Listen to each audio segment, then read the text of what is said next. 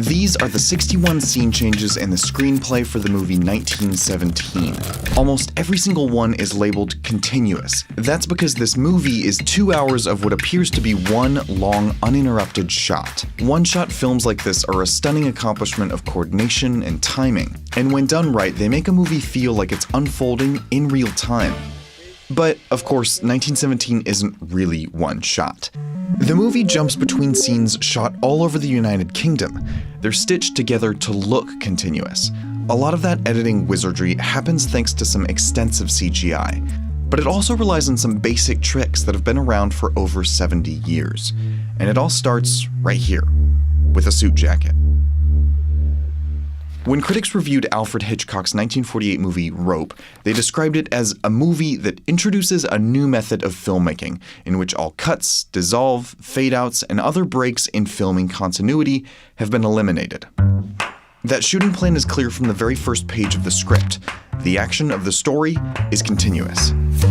That's because Rope is based on a play. Having no visible edits would make the movie feel like it was playing out in real time, just like the play does. But there was one problem. The cameras at the time could only hold 1,000 feet of 35mm film, or about 10 minutes of recording, which meant that the filmmakers couldn't just let the camera run. They had to find a way to hide cuts when they changed film rolls.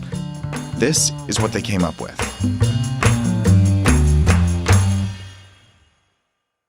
The camera dollies in on a dark surface, like this jacket, and one color obscures the entire frame. Then the camera cuts, a new shot begins, and the camera dollies back out, creating the illusion of continuity.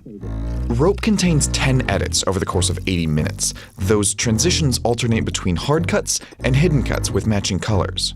Transitions like this might look really obvious today, but it's basically the same trick used here in Creed, here in Birdman, here in Children of Men, and here in Snake Eyes.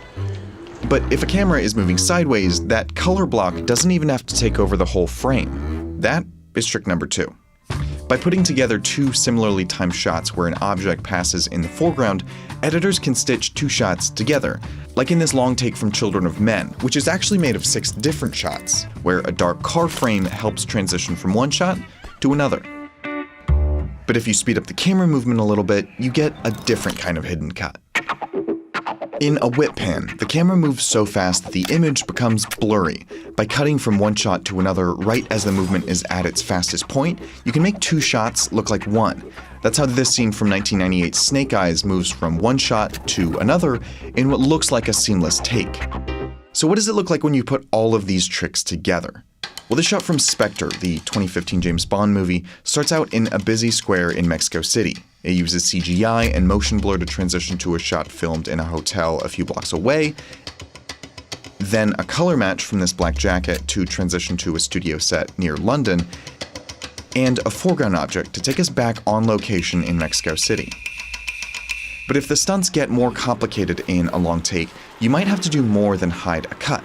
You might have to hide an actor. That's where the final trick comes in, the Texas switch. That's when a performer and their double subtly swap places, which allows them to do stunts without cutting. It's how Captain America runs so fast, and how Dorothy changes colors, all without the camera cutting.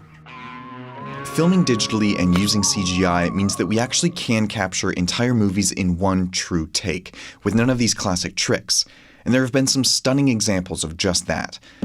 But the limitations of early film gave us the techniques to tell even more ambitious stories by hiding cuts, and you can probably still see where they're hidden, if you know where to look.